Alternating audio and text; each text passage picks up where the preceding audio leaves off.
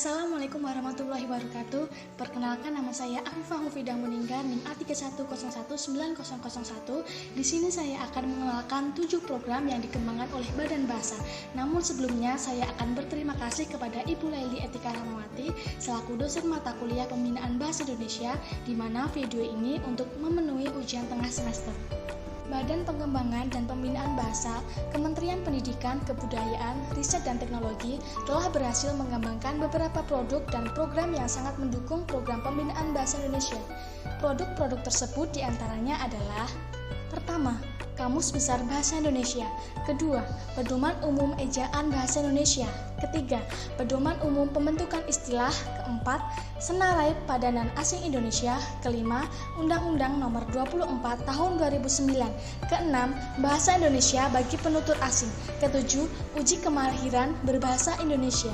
Dengan mengacu pada program tersebut, kita dapat mengenali program buatan Badan Pengembangan dan Pembinaan Bahasa Indonesia, Kementerian Pendidikan, Kebudayaan, Riset dan Teknologi yang dapat dimanfaatkan dan digunakan oleh masyarakat. Program tersebut sebagai salah satu upaya pembinaan bahasa Indonesia untuk masyarakat. Dari ketujuh program tersebut, masing-masing terdapat kegunaannya.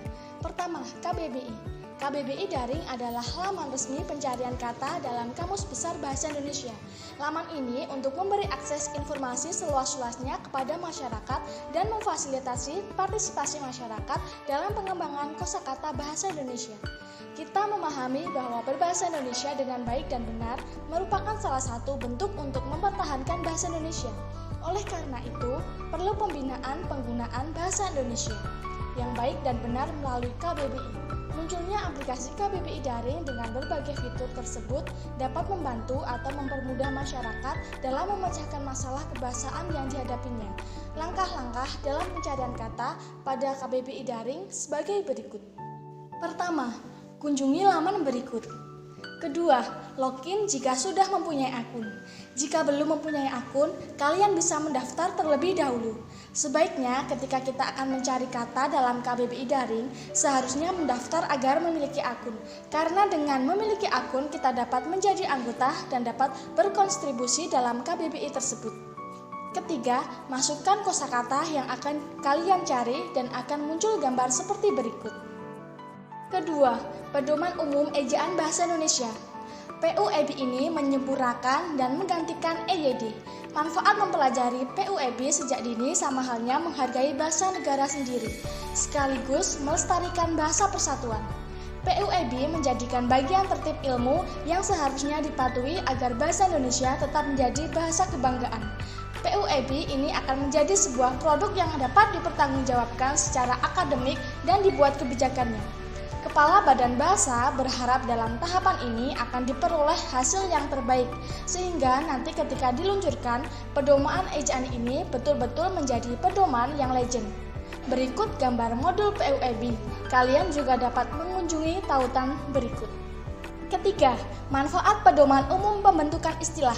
Pembentukan istilah merupakan salah satu upaya pengembangan dan pemodernan bahasa dan kegiatan peristilahan merupakan bagian dari pengembangan bahasa. Penerbitan pedoman umum pembentukan istilah ini diharapkan dapat mempercepat laju perkembangan istilah bahasa Indonesia karena masyarakat dapat menciptakan istilah sendiri berdasarkan tata cara pembentukan istilah yang dimuat dalam buku pedoman ini. Untuk informasi lebih lanjut, kalian dapat melihat tampilan modul PUPI dan kunjungan tautan berikut. 4. Senarai Padanan Asing Indonesia. Senarai Padanan Asing Indonesia membantu kita untuk mencari padanan yang tepat dari bahasa atau istilah asing yang kita gunakan. SPAI ini juga berbentuk aplikasi yang dapat diunduh di Play Store secara gratis. Yang menariknya adalah adanya menu usul istilah sebagai masyarakat umum. Kita bisa mengusulkan bahasa tertentu yang bisa jadi padanan istilah asing. Dengan melibatkan masyarakat, pertimbangan padanan kita akan menjadi lebih kaya. Jangan sampai ketika sudah ditetapkan menjadi bahasa Indonesia, istilah tersebut jadi bahan olok-olok karena ketidaklumrahnya. Berikut tampilan aplikasi SPAI dan kalian dapat mengunjungi SPAI pada link berikut. 5. Undang-Undang Nomor 24 Tahun 2009. Bendera Sang Merah Putih, Bahasa Indonesia, Garuda Pancasila, dan Lagu Kebangsaan Indonesia Raya merupakan jati diri bangsa dan identitas negara Kesatuan Republik Indonesia. Keempat simbol tersebut menjadi cerminan kedaulatan negara di dalam tata pergaulan dengan negara-negara lain. UU Nomor 24 Tahun 2009 berisi ketentuan tentang berbagai hal yang terkait dengan penetapan dan tata cara penggunaan bendera, bahasa, dan lambang negara serta lagu kebangsaan. Termasuk di dalamnya diatur ketentuan pidana bagi siapa saja yang secara sengaja melakukan pelanggaran terhadap ketentuan yang terdapat di dalam undang-undang tersebut. Keenam, bahasa Indonesia bagi penutur asing. BIPA Daring merupakan jenama portal fasilitasi program BIPA yang dikembangkan oleh Badan Pengembangan dan Pembinaan Bahasa, Kementerian Pendidikan, Kebudayaan, Riset dan Teknologi sejak 2018. Pengembangan portal BIPA Daring menerapkan prinsip gotong royong, yaitu penyediaan layanan yang melibatkan partisipasi berbagai pihak.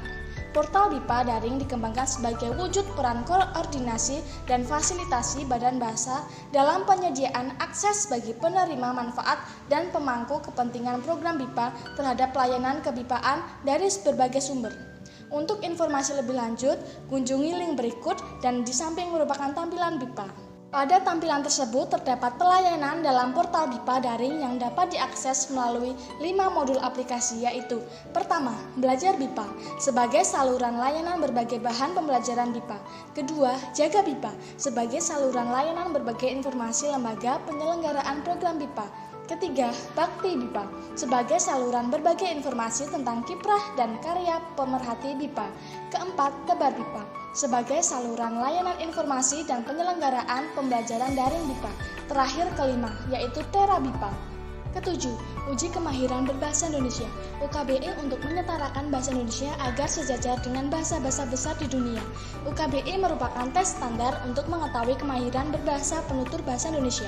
Sebagai bangsa yang memiliki bahasa modern yang multifungsi dan memiliki jumlah penutur yang besar, bangsa Indonesia memang harus memiliki sarana evaluasi mutu penggunaan bahasa Indonesia.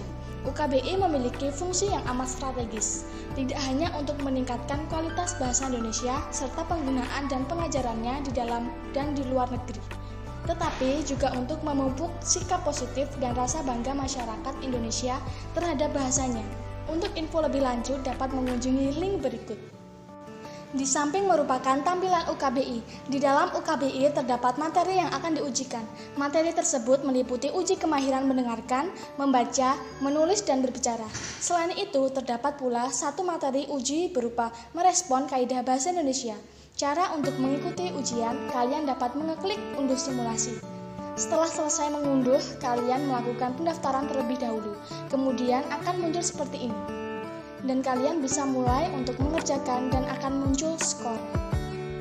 Semoga ketujuh program tersebut dapat memberikan manfaat. Terima kasih. Wassalamualaikum warahmatullahi wabarakatuh.